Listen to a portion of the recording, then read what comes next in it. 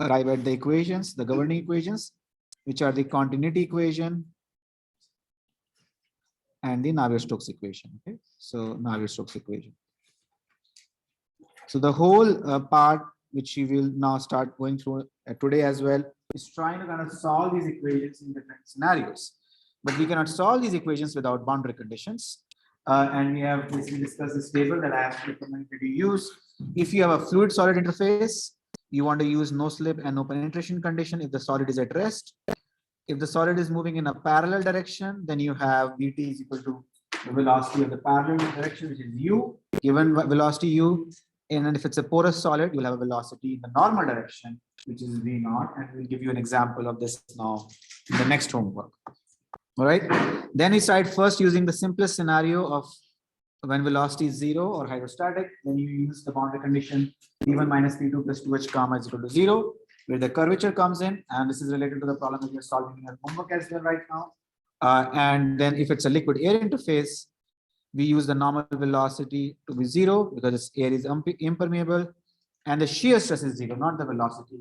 The point being that the shear stress normal to the surface is 0, and we will see an example of that in the next homework as well. Okay, so these are the boundary conditions you will use. The first problem we did today, we did on Monday, and you are doing your homework.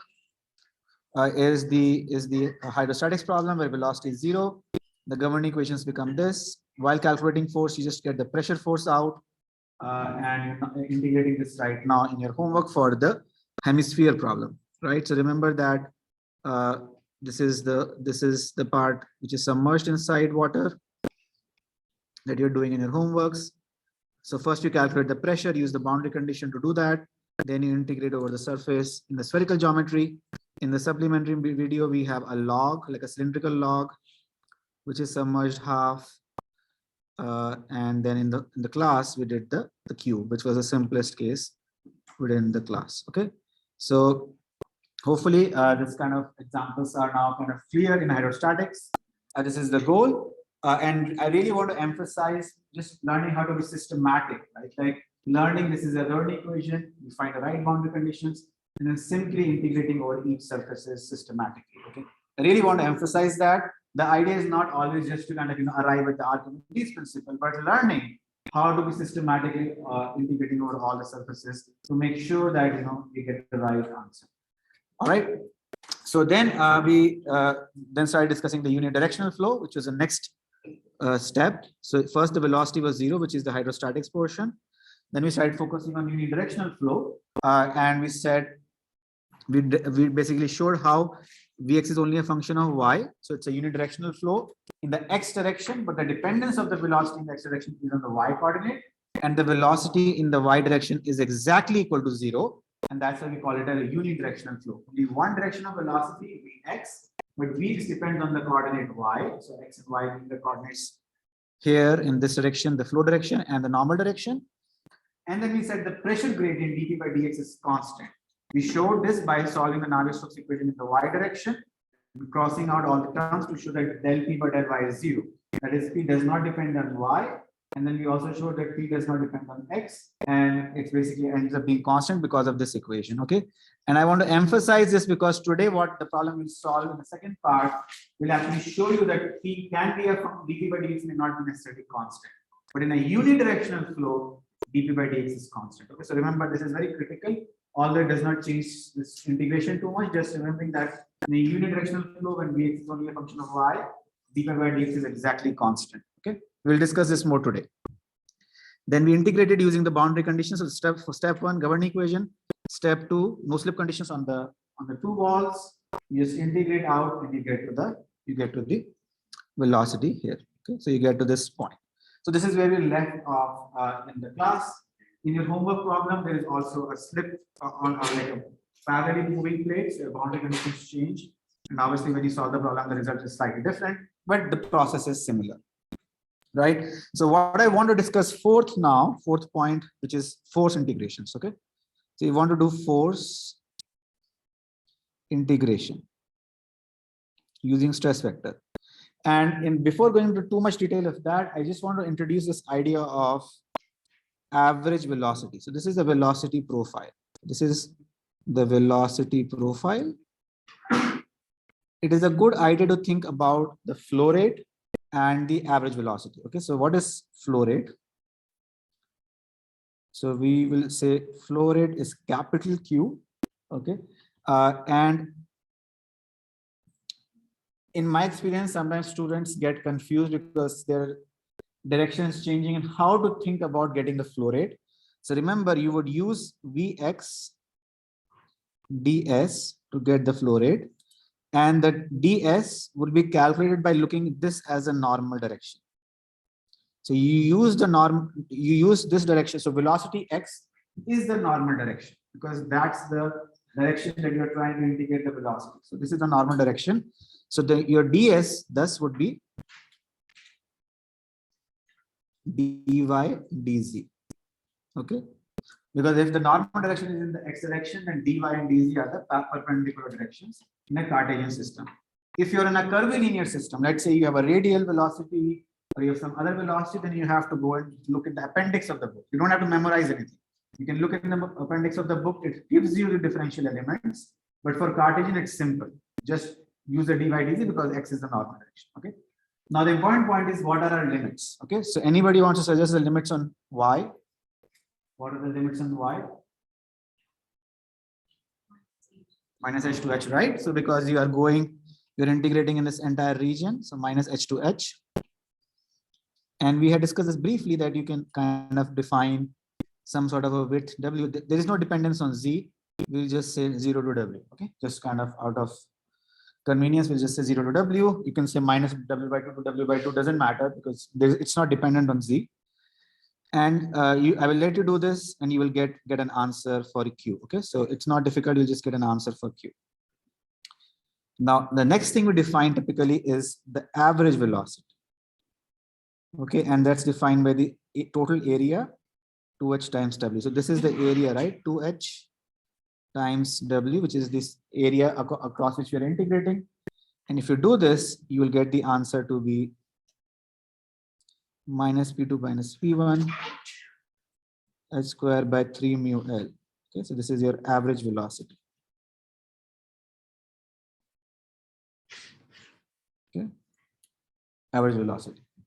The average velocity comes out to be minus p2 minus p1 h square by 3 mu L. So this is common, and the reason I write this is sometimes in books or in some of the problems you will do, you will find the velocity profile to be written like this. Okay, 3u bar by 2, 1 minus y by x square.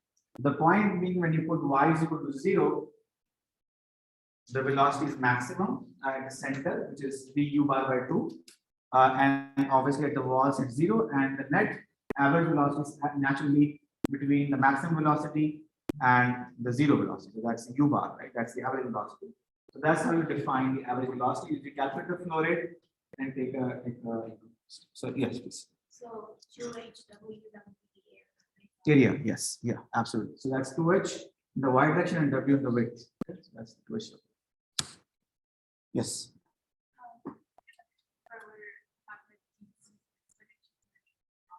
Right. Yeah, good question. So the question is, why do I even have a z direction? Okay, so you can, so if you look in the book, actually the book does not even talk about the z direction. It says flow rate per unit width. So it defines Q by W as the right kind of scale. So it's kind of like a convenience to just make it dimensionally correct. So velocity is, flow rate is velocity times area. If I do not do a dz, I will get flow rate per unit length or flow rate per unit width. So it's kind of just a convenience. You are not required to do it. You can say, well, I will, if there is no z, okay, so there is no z, I can define alternatively small q, which is flow rate per unit width, in which case I will define this as Vx dy minus h to h, and then I will define u bar as q by 2h. So these two definitions are equivalent. You will still get the same answer. It's the same idea. You just kind of, in this case, you're defining, or another way to think about this is capital Q is Q times W. So basically you're kind of defining, we are using capital Q because sometimes I think just looking at understanding that flow rate is velocity times area, it's just easier. If you don't prefer that, you can also define flow rate per unit weight and do the same problem. So the book actually uses the question you were asking, it uses flow rate per unit weight, but it's either or is fine. You can choose as well. So you will get the same answer.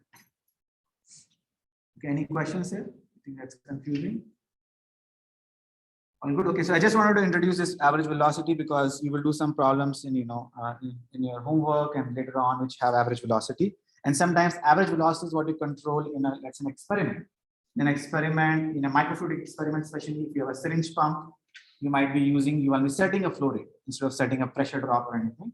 So in that case, it's convenient to kind of reduce the velocity profile in terms of an average velocity or a flow rate, right? So that's another way to think about it. Sometimes more physical, sometimes you may be doing a pressure driven flow. So it depends on what you are using as your experiment. It's just a simple transformation can get you that. All right. So now let's calculate the force. So let's calculate the force. Out of convenience, I will just focus on so there are four kind of, there is inlet, there is outlet, so there is a boundary of x is equal to 0, x is equal to L.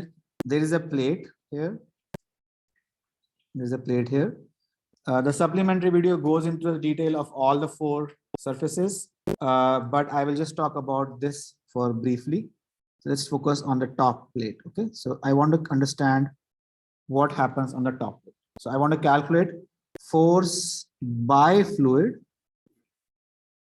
on the top plate. Okay, so this is my goal, to understand how to calculate force by fluid on the top plate. So first, my question to everyone is, what do you think is the direction of force by fluid on the top? Can you guess that direction? If so, why? What do you think is the direction of the force on the top plate? Right, the right. So do you want to suggest why do you think it's towards the right? The flow. Okay, so the thing is, point is that using when my plate is stationary and I'm flowing, I have to drag that plate with me, right? So you think, okay, well, and this is the most common answer I've gotten, which is to the right, which is actually correct, but it's incomplete because remember, there's also pressure, right? There's pressure. So that is exactly correct because that's because of the flow. When it's happening in the flow is taking itself. But there is also pressure, which is trying to push the plate up. Always remember, pressure always tries to push any object. So there are two components: shear component, which adds, was correctly pointed out, is in the positive x direction, but there's also pressure, which should be in the positive y direction. So you can think of it as sort of like a physically, if that helps you. So there are two parts. Mathematically, we should basically again go back to what we discussed. Force is always S N ds. Okay, so force is S N dx. What we are looking to find is force by the fluid. Okay, so remember that this is force by the fluid is what we're trying to find, and force by the fluid, in that case, the normal should point into the fluid. Okay, so normal should point into the fluid, and normal is pointing into the fluid. So the normal is minus Ey. So first, always remember that you have to always check every sort of direction. So normal is pointing into this is minus Ey. Normal is minus Ey. Now what will be ds?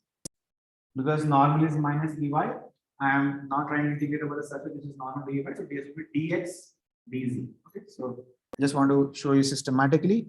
ds would be dx dz. Okay, so the main now factor remains is what is my stress vector. Okay, so stress vector is n dot sigma. My n is minus Ey, but what is my sigma? Okay, so this is what we have to find now. So remember, in the case of a hydrostatic case, I just said that sigma. Let's just discuss. So this is what I still don't know. So I go back to the definition of sigma, which is minus p a plus tau. So remember, these are all systematically laid out. Okay, so stress factor times integrating stress vector over the area exposed. I first find the normal direction, find the area. I don't know the stress vector. I can calculate n dot sigma. I know n, but I don't know sigma. What is the definition of sigma? Minus pi plus tau. Okay, so straight like just it flows naturally. Now in a hydrostatic case, I simply said that this was 0, right? But now I cannot say that because this is actually moving. I have a velocity. So how to find a stress tensor like this? So it's a two-dimensional flow. So remember, I will have, let me just write like this, minus P 1001, right? I, because we are focusing only on X and Y, as was Easy was saying that Z direction does not really matter, right? So it's just two-dimensional, two cross matrix, sigma plus tau, and tau will have 4 components: tau xx, tau xy, tau yx, tau yy. Okay. So I will have these 4 components. So how will I find these components? Anyone? How can I find these components?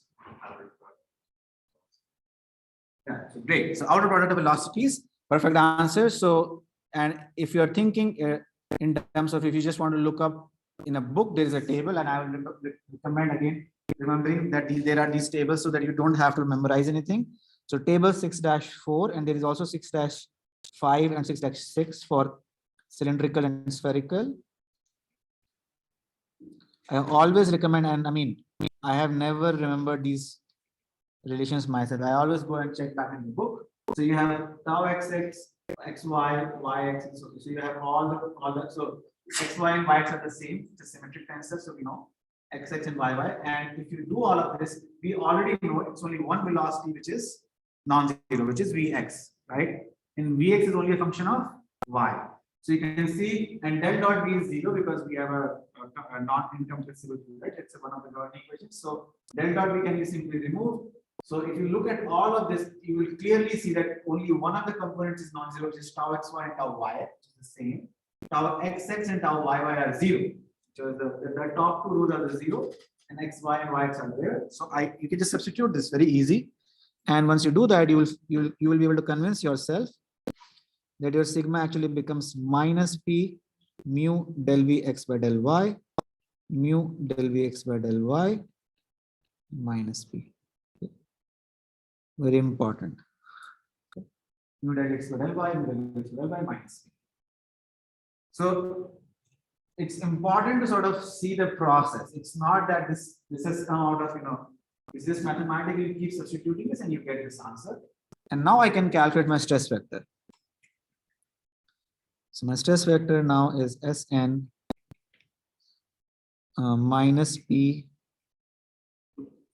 So 0 comma minus 1. So this is, you can just do this, minus p mu del vx by del y, mu del vx by del y minus p. So I'm just using the matrix representation of these. You remember we had discussed this, and you're also doing this in a homework problem, the first part, and what you will get out essentially is minus mu del vx by del y plus p. Okay.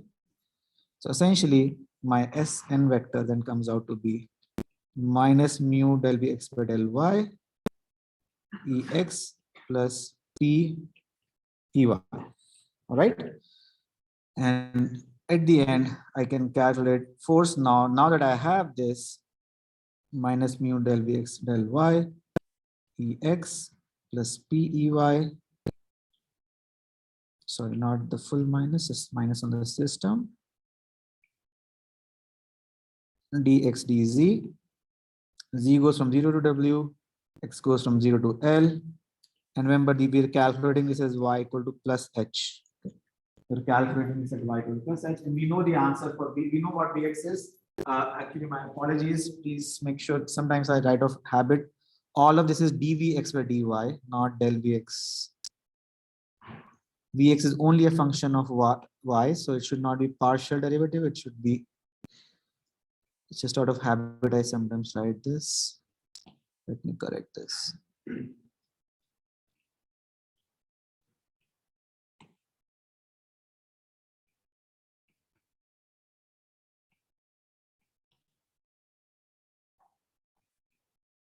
Okay. All right. So here we have dvx by dy. And here too. Everywhere it's dvx by dy. Okay. So you get this. And you can integrate this. We know dvx by dy at y equal to h and pressure as a function of x. You can just integrate this. And I do this in the video. So you, in a homework problem, you do this in the top face, you do this on the bottom face and the side to boundaries. And you basically show how the net force comes out to be 0. And this is also done in the supplementary. So first things, this has two components as was pointed out. So when this is said, well, there is a force in the x direction because of flow. That makes sense. We see this term. There is one force because of pressure, which also makes sense. Any thoughts on why do I have a negative sign? Doesn't this mean that I have a minus ex? We all said, well, it should be positive ex, but we get a negative ex. So was our intuition wrong or is the math wrong? Any idea what's going on? Minus dvx. Yeah. So the velocity, remember there is also dvx by dy. And when you substitute dvx by dy, it comes out to be negative as well. So that negative cancels with this negative, it's the positive. So you have to do the math.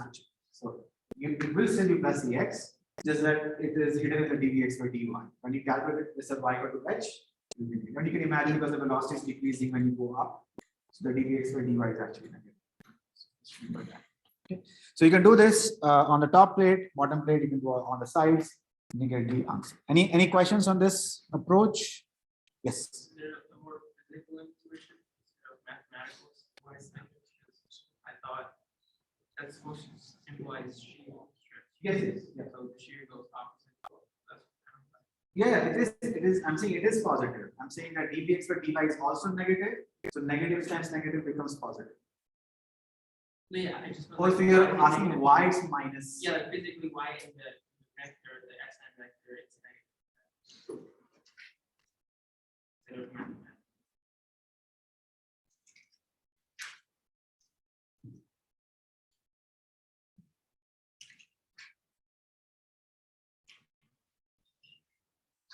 It's a good question. I guess I have never thought about stress vector physically that way. I guess I have always thought of force. I don't have a good answer for that. I mean, in the essence. yeah, I know. I think what asking is why should I get the negative value here, right? Yeah. No, I understand the question, but I think my best answer for you is that so what you are thinking is mu del x per del y, that's the stress component, right? And Sn also has a normal direction to it, which causes this negative to come in. That's why mathematics. That's not really a physical argument. It's more of a mathematical argument. So again, that's what I'm saying. I don't have a physical understanding of Sn. I always think of either sigma or force as a physical understanding. So I don't know other than mathematically why you get a negative, but it has to be consistent, which it is. So I have to think more about it. Unfortunately, don't have a good answer. But in my undergrad, like that, so we didn't do this whole tensor thing. I've never seen that before. Right. But that expression with like the viscosity times the rate, like the change in velocity, that in itself would be tau. Right. So that's why I'm saying. That's why I'm saying it's important to kind of remember that. Is that if you just do that, naturally you will get a dvx by dy is negative, right? So you will get a negative force, which is obviously intuitively incorrect because we expect the force to be positive. So this checks out, like this will actually agree to a physical interpretation for force, right? So let's just do it. So what I'm saying is Vx is 3u by 2, 1 minus y by h whole square, right? So dvx by dy is 3u bar by 2 into minus 2y by h at y equal to h, right? This is what I want to find. So this becomes minus 3u bar by h, right? So finally I'll get here is equal to 0 to L 3u bar by h ex plus PEY dxt. Right. So what I'm saying is, if you don't have this negative earlier, you will get a minus CU bar H. Okay. So this will work out. That's why it's defined in this systematic way, that you take the end pointing into the fluid and follow all the symbols. And it's very common. I know that undergrads we typically say, oh, well, mu del K, so del Y, and integrate it out. The sign you'll get is wrong in that case. And then generally you don't even think of EX, EY that systematically, right? So that's why it's important to kind of do it this way. So yeah, I don't. What I'm saying is I don't have a physical reason for this descent. It's mostly because the math has to be consistently done. That's why you do it. Any other questions here? So this is the force bottom. This is the force by the fluid. So why do our normals point into the fluid? And if the fluid is exerting a force, they be pointing like out. So that's a definition. Great question. So that goes all the way back into your definition of stress tensor. Okay, so your stress tensor is defined minus P plus tau. Your tau is defined mu del V rather than minus mu del V. So what you're asking is like a convention question. So that was a choice you established right at first. So if let's say if I say my stress is plus P minus tau, right? Then I can say my hand will point into the fluid or point away from the fluid. It's a convention thing. There is no like it's just a standard procedure we follow. That's all.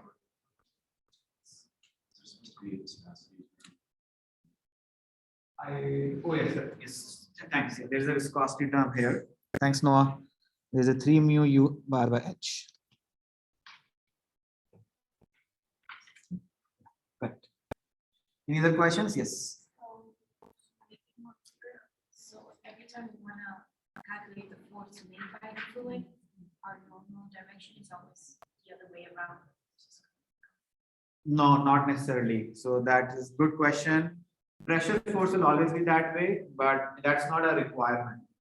So I mean, there are other kinds of flows where you may have the force actually net being in the direction of the normal. There is no requirement. So this requirement was only that it was into the fluid. Yes, that's right. The force so just remember that the normal direction is just a convention. The net force depends on your stress tensor, right? So stress tensor will dictate what happens at the end. If your stress tensor is such that it will be at the end eventually give you something in the direction of the normal, it is possible. But I would say it's less common, but it is possible. I would say that's not necessary that your force will always be opposite. Unless if it's just a pressure force. Pressure force has to be opposite. Any other questions? So great questions, by the way. All of these are very good questions. Anything else that's confusing here? All good? All right. Okay. So I think it's a good time to take a 5-minute break. Today we'll do it early. So let me start the lubrication part. So it's 12:34. Let's start at 12:39 and then let's start to talk about lubrication. All right.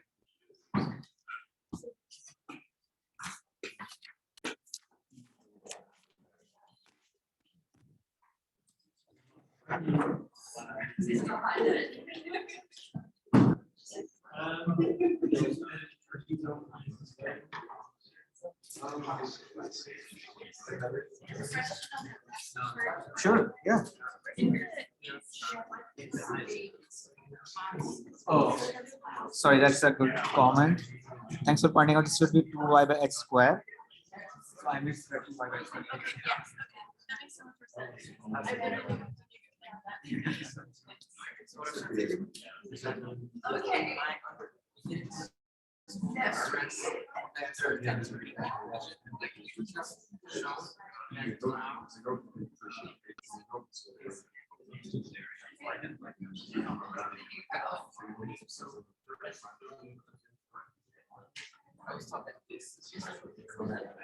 No, so I would say that's not necessarily correct. Think of it like this. So our definition of tau is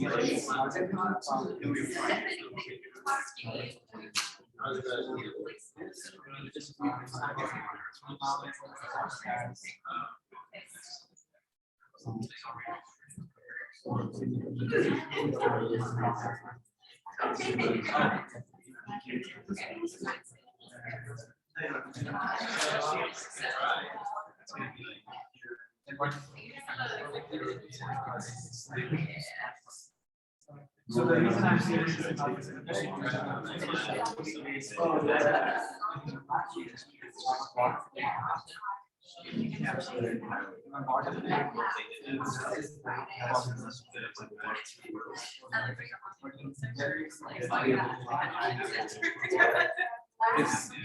minus by 5 square. So it's minus plus. Yeah.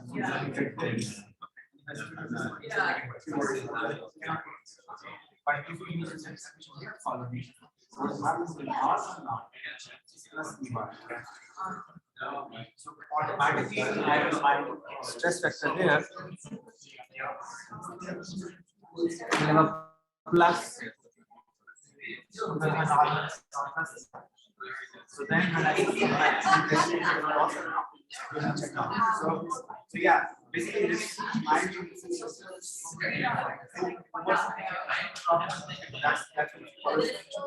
all is but I don't have a physical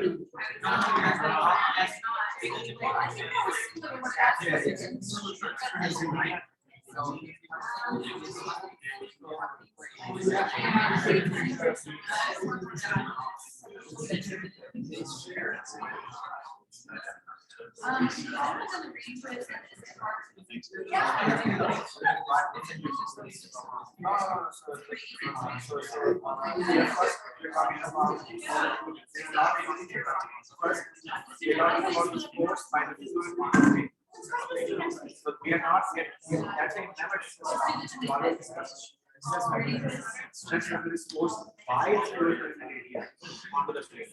If my foot is direction, then I will naturally track the plate.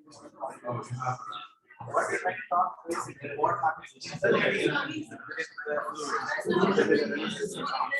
that case, what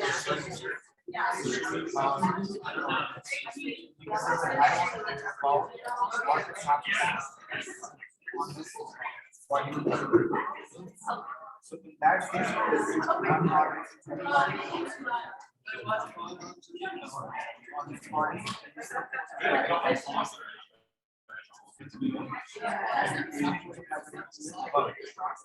Then you will calculate that.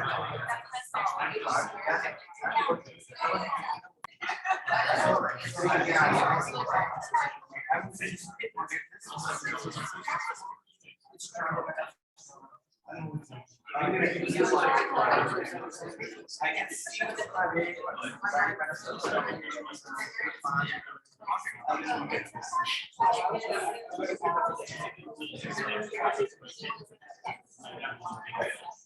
but is that not shear stress? No, that's what I'm saying. Remember that shear stress is always what you have in just the same way.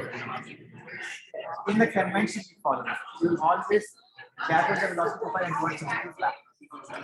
That's your shear stress, no other definition. So yeah, this may be like maybe one thought something but we definitely not. Always end up getting confused. So I will say that it follows. Any other questions here? Did you have a question? All right, let's start the second part of the class today. So now we begin the really fun part of the fluid mechanics, and we'll talk about nearly unidirectional flows. Nearly unidirectional flows. Okay, so to give you context, in part one, we discussed a 1D study problem, and then we discussed the near approximately 1D study problem, right?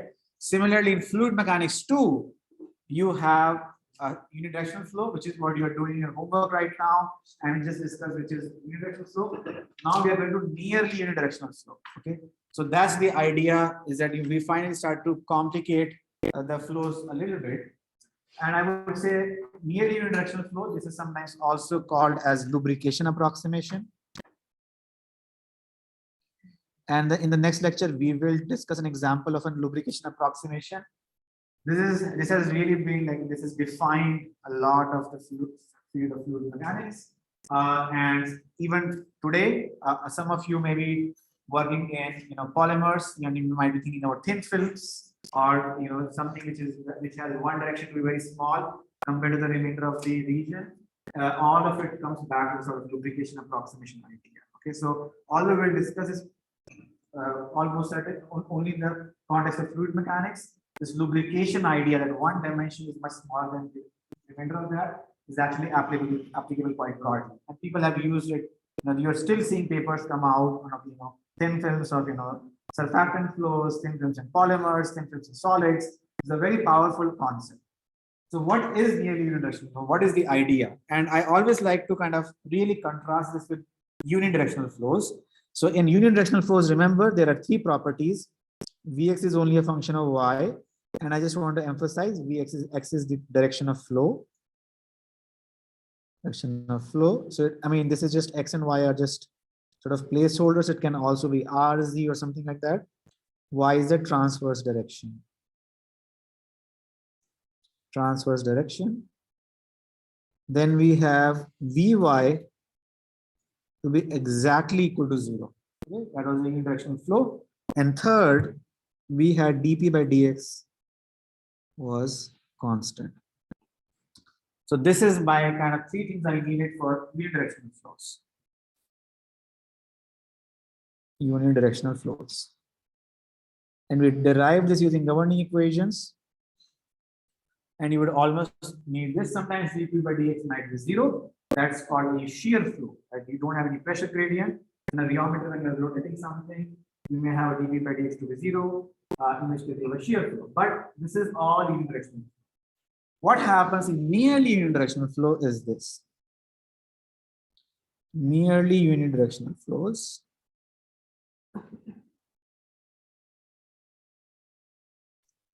We say Vx is a function of both x and y. Very important. Vy is also a function of both x and y. And P is a function of x only. Okay. P is a function of x only. So again, this is the main direction. Primary direction of flow. So let's now, there are two directions of flow, but primary direction of flow is x. And so pressure only depends on primary direction of flow. Primary direction of flow. Okay. So I mean, if I have this, what do I really mean by nearly unidirectional flow? Okay. The requirement you have is Vy by Vx smaller than 1. That one velocity dominates over the other velocity. That's why I'm calling this the primary direction of flow. There is a velocity in the y direction, but the x direction velocity just dominates the system. So Vy by Vx is much smaller than 1. And that's why you get the sort of nearly unidirectional flow as your idea. Okay. So this is, please, I mean, I really want to emphasize this. Students sometimes are able to solve the problem because they will resemble to you. Unidirectional flow and unidirectional flow are similar, but don't forget this idea that in this case, velocity in the second direction is not 0. It's just much smaller. In the first case, it was exactly 0. And the pressure dT by dx is not constant. It is dependent on one primary direction. That's the idea. And you will do several problems of this in your next homework. So you will get practice on this quite well. All right. So this is the idea. And what I want to now focus. So this is, I have already told you the properties of nearly unidirectional flow. But obviously it requires some conditions. It's not like it will always happen, right? So there are some conditions. There are some conditions required for nearly unidirectional flow. So conditions required for nearly unidirectional flow.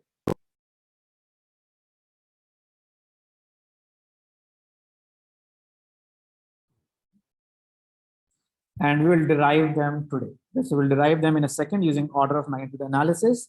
So what I want to kind of show you the idea. So I want to first sort of give you the idea is that we want the governing equation to be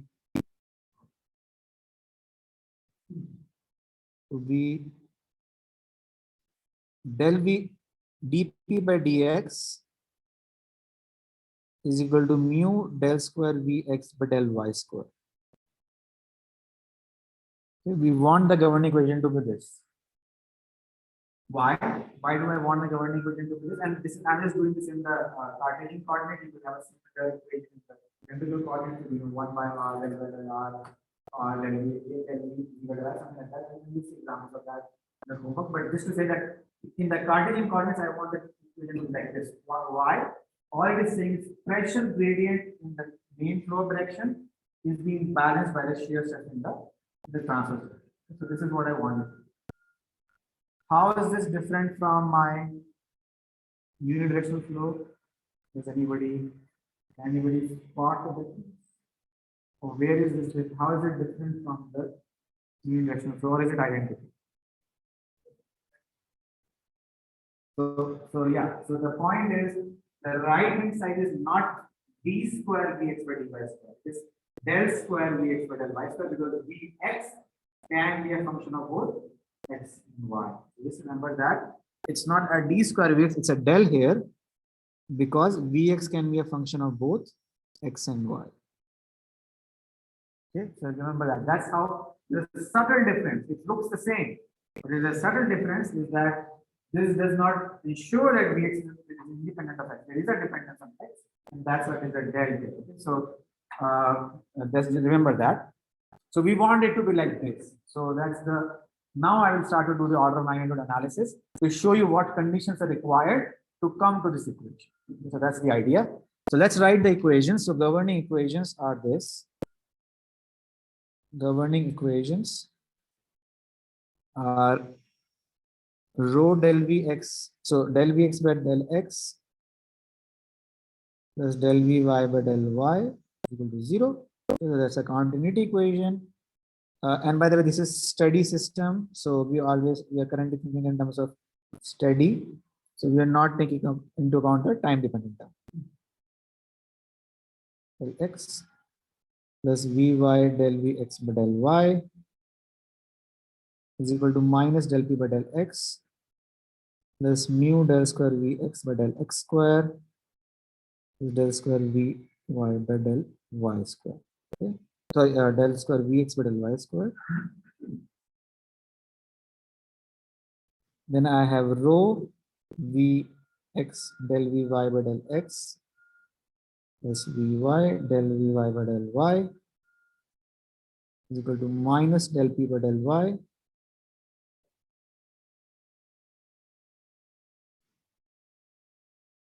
del square vy by del x square.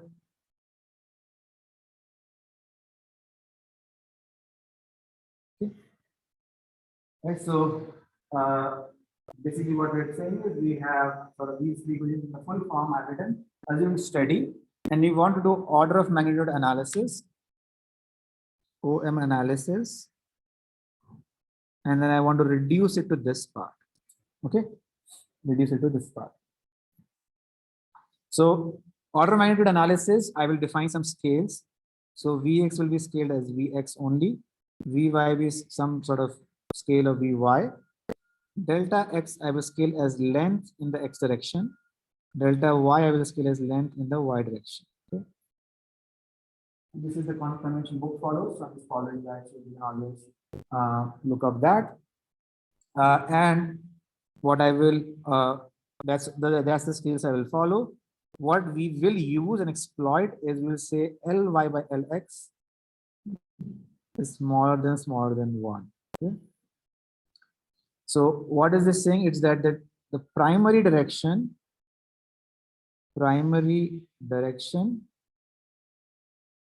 is significantly larger than the the transverse direction.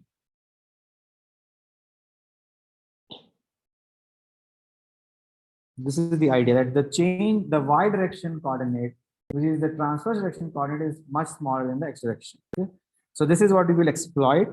And at this moment, I also want to define a dimensionless number, Reynolds number, that you have obviously seen before, which is kind of the key number in the,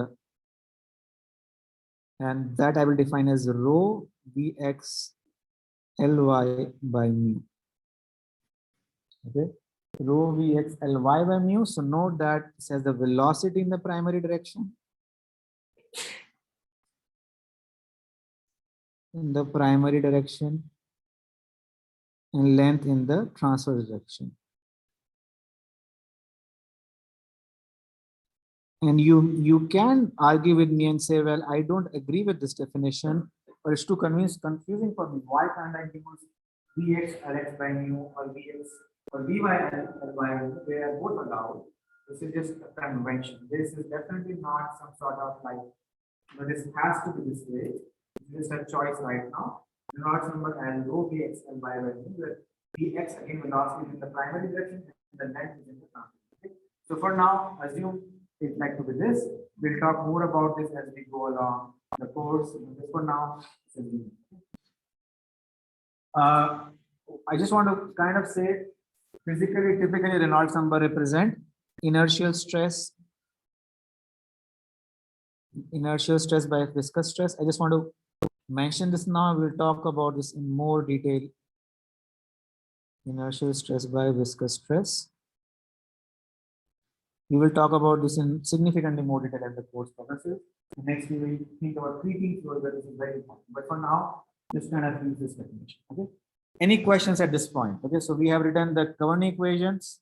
We know what our end goal is. Our end goal is dp by dx becomes mu del square v by del y square. We have said Ly by Lx is much smaller than 1, and Reynolds number is this. Okay. Any questions at this point? Anything? Yeah. So so this is Reynolds number is kind of like, you can think of Reynolds number to be a ratio of inertial stress by viscous stress, and we'll talk about this. Any other questions here? I think that's confusing. All right. So with that, let's now start to do substitutions. Okay. So first, let's do, I will say equation number 1. So number 1 first. This is number 2, number 3. Okay. So let's do OM analysis on number 1.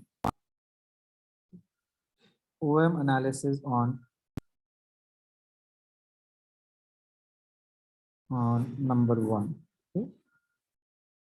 So it says that del Vx by del x plus del Vy by del y equal to 0. This is Vx by delta x, and delta x is Lx plus Vy by Ly. And I just want to, this is very common for students to get confused at this point. Just remember, in order of magnitude analysis, I really generally don't care about the signs as much, okay, as long as the physical problem is clear. So I will take the del Vy or del y on the right hand side and say these scales are similar, which tells me that Vy by Vx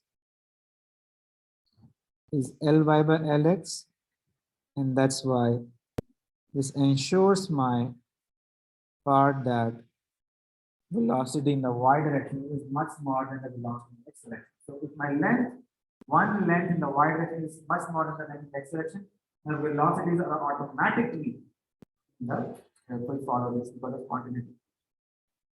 So again, I just want to say ignore sign. So sometimes students get confused here. Ignore sign and prefactors.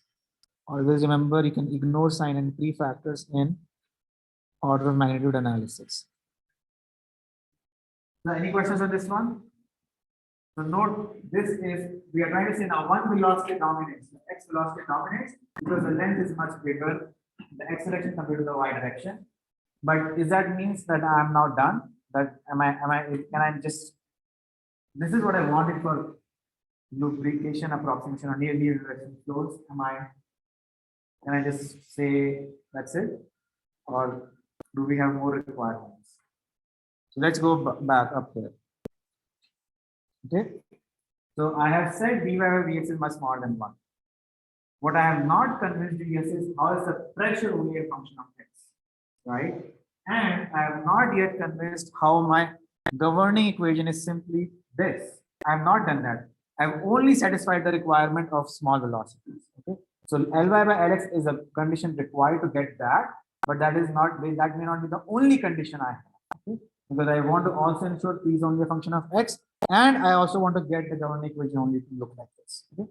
So remember that. It's like this is that's why we are going in this direction. All right. So now I will go and say I'll make go further and say that I am doing now a number 2. So OM analysis on number 2. OM analysis on number 2. That is rho Vx del Vx by del x plus Vy del Vx by del y.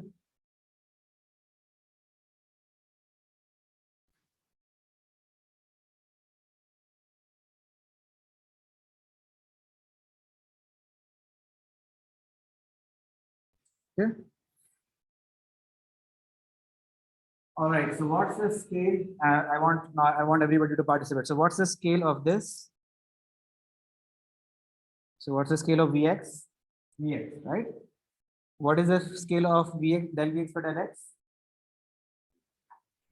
Vx by Lx, right? Very good. So we get Vx by Lx, and then what is the scale of Vy? Is obviously just Vy, and what is the scale of Vx by del Vx by del y? Yeah, I heard the answer. So Vx by Ly, right? Vx by Ly. All right. I will right now not put any scale for del P by del x. That's on purpose. I will tell you later why we don't do that. And then what is my scale for del square Vx by del x square? Correct. Vx by Lx square. And del square Vx by del y square becomes Vx by Ly square. All right. Anything I can say about these two terms? Which term will be bigger?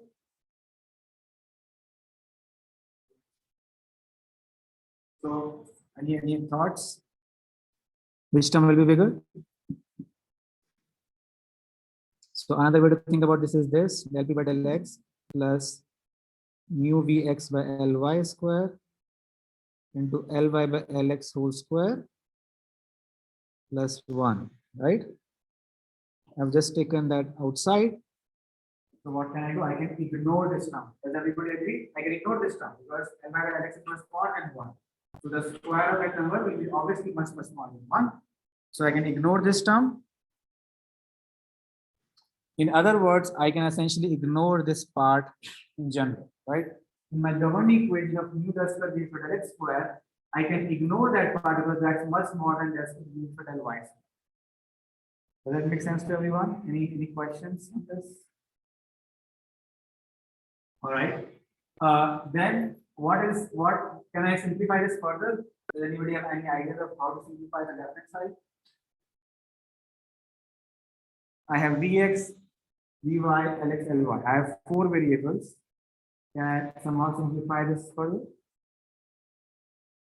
I see some have not yet. Any thoughts on how?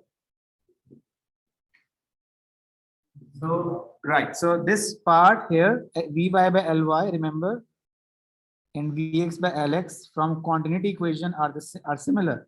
So these two terms are actually similar. Vx by Lx and Vy by Ly. So I can essentially write this as 2 rho Vx square by Lx. And I can just forget about 2 because we always forget the in order magnitude analysis, we forget the big factors. Okay? So I can just ignore this. I'll just say ignore this.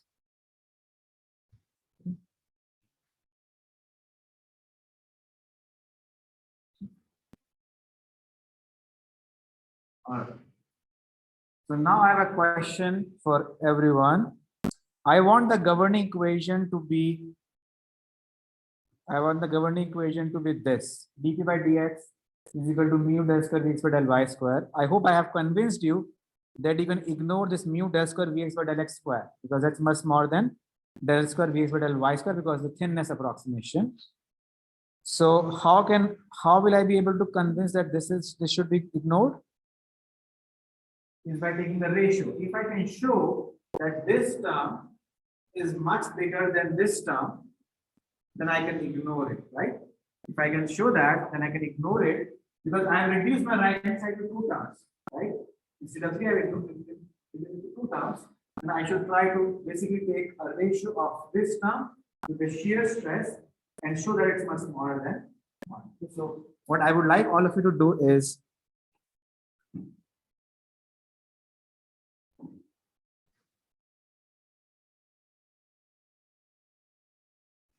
so take this ratio and then let's do a quick poll question what this ratio is. Okay.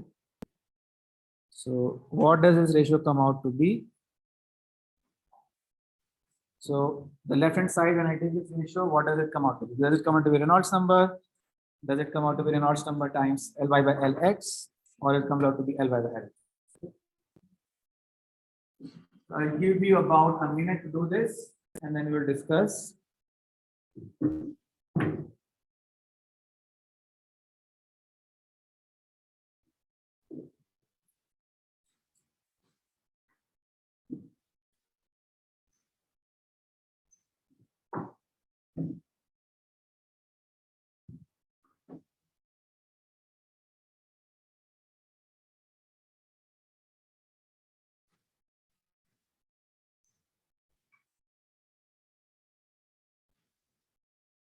So only 7 students have answered. Please participate in poll.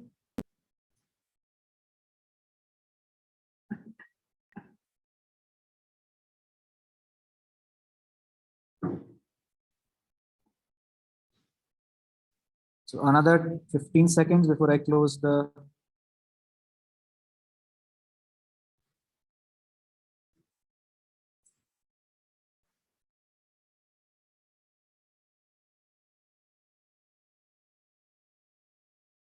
All right, I'm closing the poll soon. So if you haven't participated, please do so. All right, let's go close the poll. And let's look at the results. All right, great. So most of you did get it right. It is B. Great. So let's just quickly take a look at that. So we are basically dividing this by mu vx by L square on both sides, mu vx by Ly square plus 1.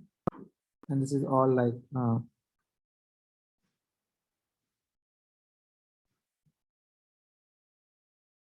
so you do this, and then when you take this number, you get minus LP by del x mu vx by Ly square plus 1. Okay. So you get out to be this number, and this is the part that becomes your left hand side. And we want, what do we want? Do we want to ignore the left hand side to get to a governing equation, right? We want to ignore this term to get to the del p by del x is equal to mu del square vx by del y square. So this is the second requirement that you need in your lubrication approximation, is that this has to be much smaller than 1. So there are 2 requirements for lubrication approximation.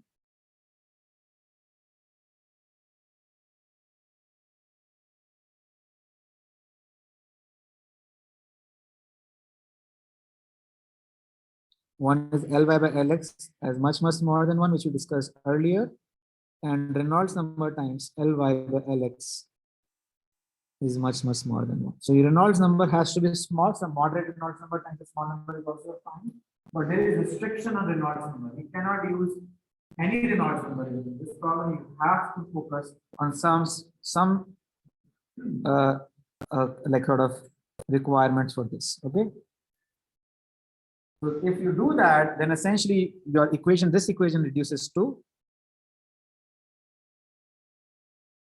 minus del p by del x scales as mu vx by Ly square. Okay. because then we can ignore this term completely, and then I will know my new del p by del x is n by square. That's why I was not scaling this pressure gradient. All right. Am I done? And do I have all the conditions required to get to the lubrication approximation?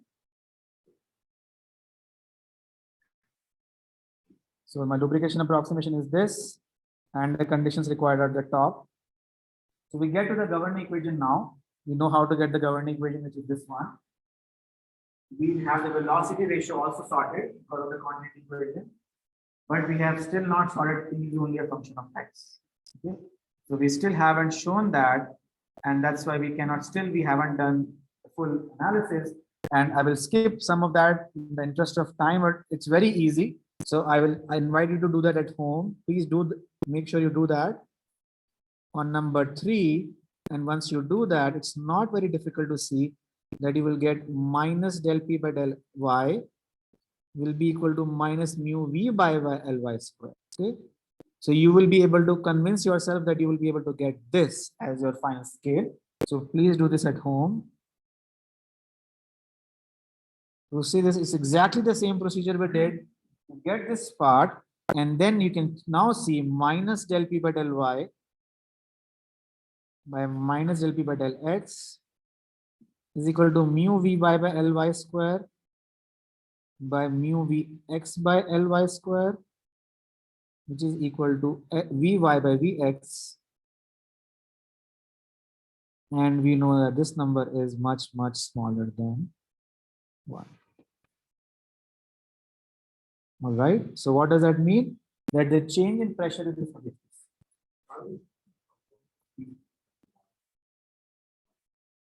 An excellent question. So that's what I'm trying to prove. So great question. So my point is that's something that we assume in lubrication approximation. And what am I showing here is why that is possible. A great question. So what exactly that is that if I do that, then I can show that dependence on y is so small that I can actually ignore it. That's what I was trying to get at, is that if you do the order of magnitude analysis, then you can convince yourself that pressure is only a function of x, because del p by del y is so small that compared to del p by del x, so that I can ignore the pressure in the y direction. All right. So we have two conditions: L by Lx is much smaller than 1. When we apply that, the quantity equation gives us v by vx is much smaller than 1. Right. And when we substitute that in our first primary direction of flow, we have to introduce another condition: Reynolds number times L by Lx is smaller than 1, so that we can ignore the left hand side. And the right hand side, we get to the equation we want. And finally, when we do the third analysis, we can also convince ourselves that L by L y is much smaller than 1, and so that pressure is going to be a function of x. So two conditions which are required are Reynolds number times L by Lx is much smaller than 1, and that L by Lx is much smaller than 1. Once you have that, you do not have to do the full equation anytime. You can just directly write the governing equation saying this is my lubrication approximation. I know the equation. Okay, so I know the equation. I can just directly write the equation. So you don't start with Navier-Stokes equation, quantity equation. You don't have to do that. You just directly start with the governing equation, which is the lubrication approximation equation. Okay, so you will start directly here. You don't have to solve the full thing. As long as you know Reynolds number times L by Lx is much smaller than 1, and L by Lx is much smaller. That's the whole point of doing this exercise, that you don't keep on reducing the problem again and again. Once these conditions are satisfied, we can directly make this jump. Okay. So any questions on order of magnitude analysis? Anything confusing here? That's not clear. All right. So let's quickly start a problem which we probably won't be able to finish today. But let's start a problem. Example of lubrication approximation. Example of lubrication approximation or nearly unidirectional flow.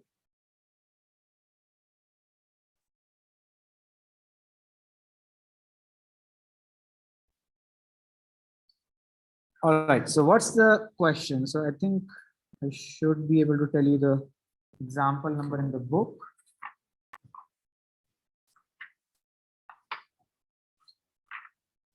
So this is example number 7.6-1. right? And what this is saying is I have a similar idea that I had earlier of pressure P naught, pressure PL. I'm just using P, uh, P naught and PL instead of P1, P2. And I have HL. I have a converging channel HL, H naught, such that at each location, H of X is equal to H naught plus HL minus H naught by L times X. Okay. So it's like a linearly tapering channel. Linearly tapering channel. And naturally, this is 2H of X.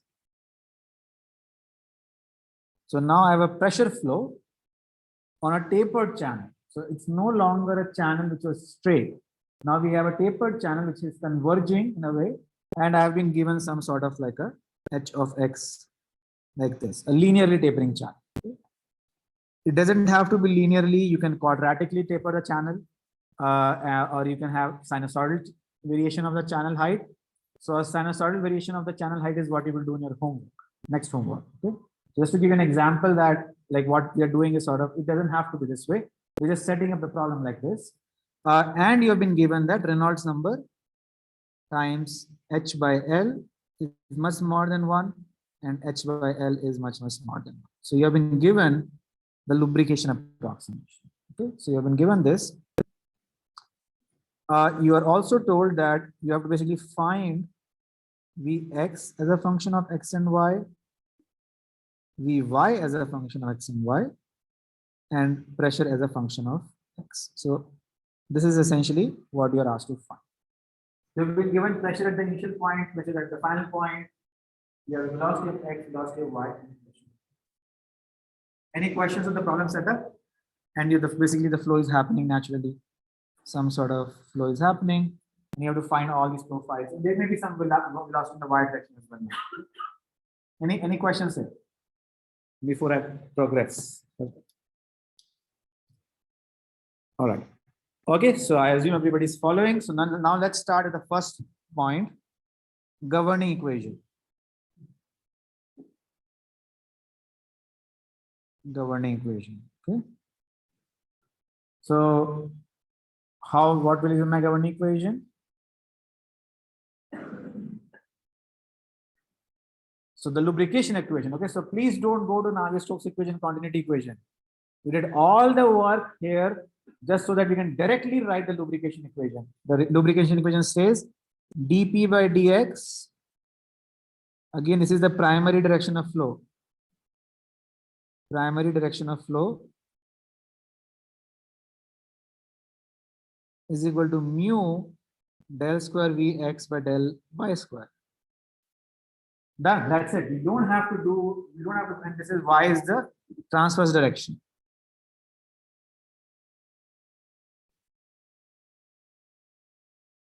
I don't have to go through the whole exercise. I have been told that look, lubrication approximation conditions have been given to you to just write the direct equation.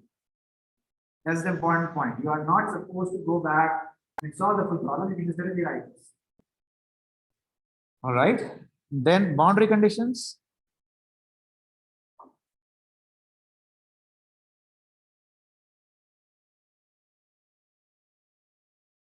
Any ideas on the boundary condition? So yeah, so good question. So the good comments. It's about there are two variables. Pressure is given to us and the velocities. So yes, pressure conditions are known. Let me be specific. Boundary conditions on the velocity. So it's a good point. We already know pressure is P naught and pressure at L is PL. But what about the boundary conditions on velocity? How can I find it? No split. Yes, so I get no split. So can I just say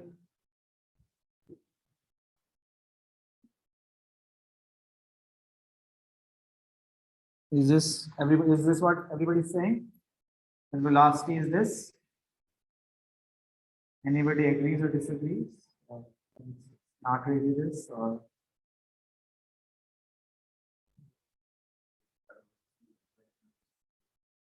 so yes, sir. Tim is going in the right direction. So let's just take another question. So we have no penetration. So at the wall. So if you, what I want to say is, yes, you will be able to use this. And you will also be able to use this. Okay, this is also true. But the point is, does this come directly out of the system? So let's say a quick poll. We'll do this very fast so that we can, finish here. All right, let's do this. Let's see. I just want to kind of have this discussion. So think about this and then we'll quickly close the lecture.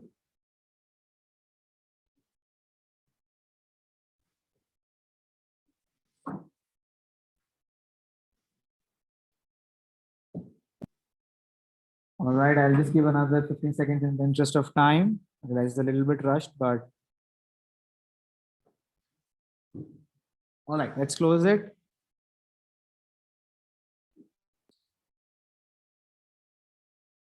So yes, so most of you have it correct. The idea is that you can derive it from the surface, and I want to emphasize why. Okay, this was actually an exam question I gave a couple of years back. Is that if you have a surface like this, remember the tangent direction is this, the normal direction is this. We know this is 0 and we know this is 0, right? But basically what you do is you take components, or rather components for this here on Vt and Vn, Vx and Vy. And you can naturally see that both Vx component and Vy component have to be 0 for Vn and Vt to be 0. Okay? But if I have a porous solid, then Vn might be V naught. And if I have a parallelly moving solid, then I have Vt is equal to U. In that case, you'll have a cos theta sin theta kind of relationship coming in. So I just wanted to kind of emphasize that. Okay. And then once you integrate, what you get is Vx is, by the way, you can integrate this in Y. So I just want to emphasize, you can integrate in Y because pressure is only a function of X. So I don't care. I can just integrate in Y. It's not going to be messing up my left hand side.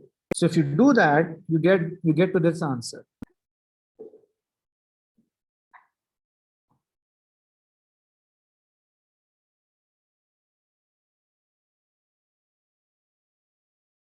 So not square, my mistake. It's dp by dx h square. This. Does this remind you of something? This is the same result that you saw for the unidirectional flow. So what's the catch? So great. So there are 2 points. One, h is a function of x. Note h is a function of x. It's not constant. So h is a function of x, and the second that dp by dx is not constant. So both points that h is a function of x and dp by dx is not constant. Okay. So next lecture on Wednesday we'll learn about invariants of how to make more progress after going from this point. Okay. And then we'll finish the problem and then do another problem on lubrication, and that will be the end of this week's content on lubrication. All right. So with that, I have no office hours now. Philip will have office hours at 3. So please let us know if you have any questions for homework. All right.